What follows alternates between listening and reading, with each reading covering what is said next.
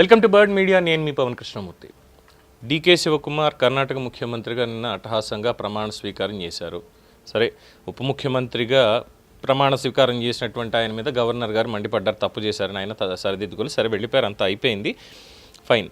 ఇంకేముంది, మొత్తం అంతా మంత్రివర్గ కూర్పు, అందరికీ పదవులు అన్నీ బాగానే ఉన్నాయి. ఇంకేముంది అనుకునేసరికి అసలు కథ అక్కడే మొదలైంది. మంత్రి గారు రాజీనామా చేశారు. ఎస్, మంత్రి గారు రాజీనామా చేశారు. నిన్నే కదండి అయ్యింది మంత్రివర్గం, మళ్ళీ ఇప్పటికిప్పుడు రాజీనామా ఏంటి అంటే ఆయనకి నచ్చలేదుట ఇచ్చినటువంటి శాఖ, అందుకని చెప్పి రాజీనామా చేశారు. చాలా కీలకమైనటువంటి శాఖలు ఆయన దగ్గర అట్టబెట్టుకున్నారు డీకే శివకుమార్. బెంగళూరు నగరాభివృద్ధి శాఖ కావచ్చు, లేదు అంటే ఆర్థిక శాఖ కావచ్చు, ఇవన్నీ హోంశాఖ తీసుకెళ్ళి ఖర్గేకి ఇచ్చారు, అంతా అయింది.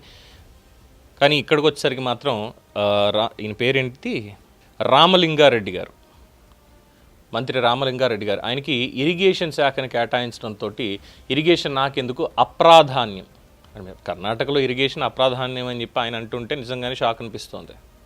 డెఫినెట్గా దాంట్లో ఏం చేయొచ్చు, ఎలా చేయొచ్చు అనేది అక్కడ చాలా డిఫరెంట్ ఉంది. ఇరిగేషన్ శాఖను అప్రాధాన్యం అంటున్నారు అంటే మరి ఆయన సీనియారిటీకి ఒక వేసుకోండి.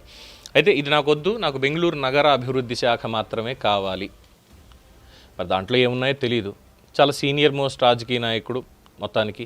సో అధికారికంగా మంత్రి పదవికి రాజీనామా సమర్పించారు. అది కూడా ఏంటంటే రాహుల్ గాంధీ కర్ణాటక వెళ్ళబోతున్నటువంటి తరుణంలోనే. సో రాహుల్ గాంధీ వెళ్ళిన వెంటనే ముందుగా ఆయనకు ఎదురయ్యేది మంత్రి గారు రాజీనామా, వెళ్ళి బుజ్జగింపులు చేయాల్సి వస్తుంది. ఆయన బుజ్జగించకపోతే, ఆయన కూడా ఏమైనా తిరుగుబాటు బావుట ఎగరేస్తే మళ్ళీ డీకే శివకుమార్కి ఇబ్బందులు తప్పవు అన్నటువంటి ఒక అభిప్రాయం చాలామంది వ్యక్తపరుస్తున్నారు. అంత ఈజీ కాదు డీకే శివకుమార్కి. సిద్ధరామయ్య ఏమీ రాజ్యసభకి వెళ్ళలేదు, ఆయన స్టేట్లోనే ఉన్నాడు, ఎమ్మెల్యేగానే ఉన్నాడు, ఆయన పని ఆయన చేసుకుంటాడు. అలాగే ఇప్పుడు పార్టీకి ప్రభుత్వానికి సమన్వయ కమిటీ ఒకటి వేసి దానికి చైర్మన్గా కూడా పెట్టమని చెప్తున్నాడు. సో అంత ఈజీ కాదు డీకే శివకుమార్కి రాజకీయం చేయడం అనేది, సిద్ధరామయ్యని పక్కనే పెట్టుకొని. సో రామలింగారెడ్డి కూడా సిద్ధరామయ్యకి బాగా కావలసినటువంటి వ్యక్తే, అందుకే ఈ వెనకాల ఏమన్నా కుట్ర జరిగిందా అన్నటువంటి ఆలోచనలు కూడా జరుగుతున్నాయి. సో మొత్తానికి ఎలా అయిపోయిందంటే పరిస్థితి, కాంగ్రెస్ వైఫల్యం కింద దీన్ని భావించాలి అక్కడ. డెఫినెట్గా ఎవరు ఏకతాటి మీద లేరు.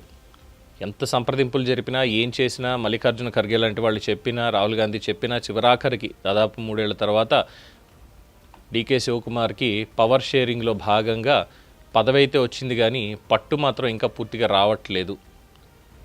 ఎక్కడో ఏదో తేడా కొడుతోంది.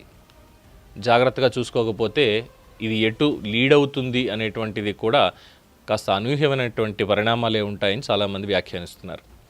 అలాగే మల్లికార్జున ఖర్గే రాజ్యసభ నామినేషన్ కూడా ఇవాళ అక్కడ వేయబోతున్నారు, అదొకటి ఉంది. మరి ఇలాంటి సమయంలో ఎందుకంటే ట్రబుల్ షూటర్ అని డీకే శివకుమార్కి పేరుంది నేషనల్ లెవెల్లో కాంగ్రెస్ పార్టీకి.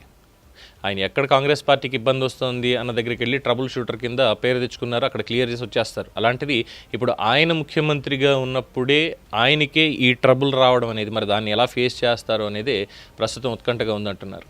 చూద్దాం మరి డీకే శివకుమార్ ఈ పరిస్థితిని అధిగమిస్తారా, రాహుల్ గాంధీ అక్కడ సమన్వయం చేస్తారా, చూడాలి. దీని మీద మీ అభిప్రాయం తెలియచేయండి. చూస్తూనే ఉండండి ది బర్డ్ మీడియా. ఈ వీడియో మీకు నచ్చినట్లయితే లైక్ చేయండి, షేర్ చేయండి, సబ్స్క్రైబ్ చేయండి. మరిన్ని అప్డేట్ల కోసం మా వాట్సాప్ ఛానల్ను ఫాలో చేయండి.